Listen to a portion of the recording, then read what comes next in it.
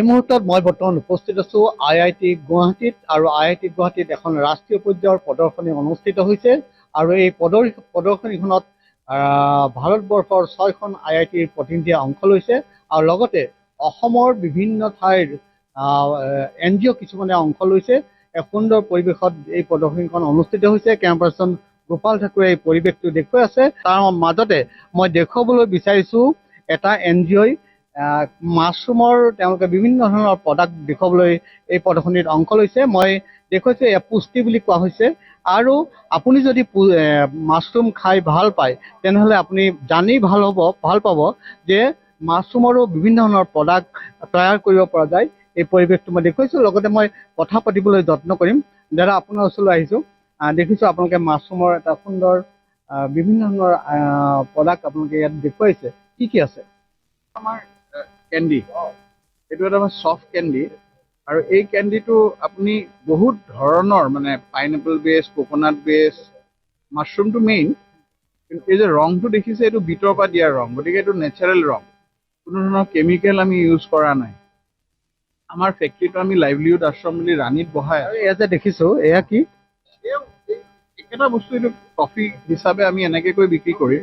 Chocolate এইটো আপুনি খুলি দিলে এইটো এই মাছৰুমৰ এইটো এনেকুৱা ডাঙৰ ডাঙৰ চাংচ কিছুমান পাব, গতিকে বেলেগ বেলেগ টেষ্টৰ এনেকুৱা ধৰণৰ বস্তু ওলাব।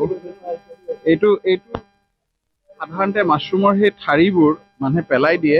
সেই ঠাৰিৰ পৰা আমি যিটো কেণ্ডি বনাইছো, এই ল'ৰা ছোৱালীয়ে মানে চুবাই পেলাই আপুনি চালে গম পাব মানে কেনেকুৱা। বাইদেউহঁতে খাই চাইছে, আপুনি বাইদেউহঁতক সুধিলে। এইটো হ'ল মাছৰুমৰ ড্ৰাই পাউডাৰ।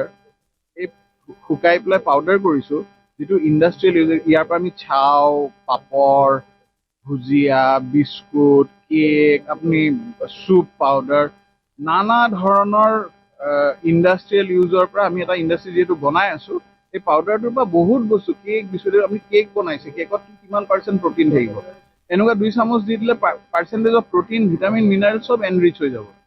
আপুনি ভুজিয়া নিউজ লাইভৰ দৰ্শকে জানি নিশ্চয় ভাল পাব যে মাছৰুমৰেও বিভিন্ন ধৰণৰ আইটেম প্ৰস্তুত কৰিব পাৰি।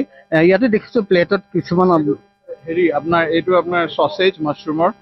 আৰু এটা কথা, আমি মাছৰুমৰ গাঁওবোৰত মাছৰুমৰ খাৰৰ পৰা, টেঙাৰ পৰা, মাছৰুমৰ বৰ ভাজা, মাছৰুমৰ ক্ৰিপচি ফ্ৰাই, চব ধৰণৰ পায়সৰ পৰা আৰম্ভ কৰি চব বনাব পাৰি মাছৰুমৰ পৰা।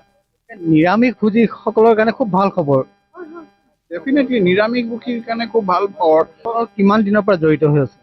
94ৰ পৰা, 30 বছৰৰ পৰা মই জড়িত হৈ আছো। গতিকে যোৱা 30 বছৰ ধৰি এখেতসকল মাছৰুমৰ সৈতে জড়িত হৈ আছে। বাইদেউ টেষ্ট কৰিলে? টেষ্ট কৰিলো। কেণ্ডি খালো, তাৰপিছত চচেজো খালো, দুটা ধৰণৰ কেণ্ডি খালো, ভাল লাগিছে, সোৱাদ হৈছে। আৰু আমি আগতে নাজানিছিলো যে মাছৰুমৰ পৰা ইমান বস্তু যে বনাব পাৰে। ইয়াত খাই আমি অকণ আচৰিতো হলো প্ৰথমতে, আৰু ভাল লাগিলে, খুব ভাল লাগিলে। মাছৰুম খাই আপুনি? হয়, মাছৰুম খাওঁ। টেষ্ট কৰিলে?